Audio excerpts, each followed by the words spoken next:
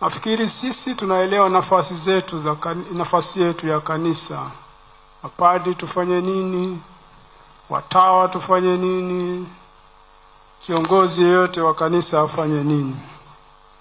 Kwa hiyo kimsingi sheria za kanisa ni wazi kuhusu padri au sister, kwamba mtawa, padri au kiongozi yeyote wa kanisa hapaswi kushiriki katika kampeni zozote za siasa, wala hapaswi kutambulishwa na chama chochote kwa kuvalishwa gwanda lolote la chama fulani la siasa au kiashiria chochote. Kwa hiyo ni marufuku kwa padri, marufuku kwa watawa, marufuku kwenu nyinyi wa seminaristi kuonekana kwenye kampeni ya siasa.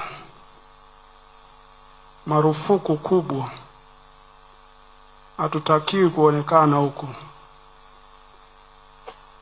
Na ni vibaya watu kurubuni na kuhadaa watu. Hao wahusika wakipita kwenye nyumba za kanisa, wakipita kwenye konventi za kanisa, kuhadaa na kuwarubuni, hiyo ni dhambi. Haipaswi kumrubuni mtu kitu ambacho hafahamu.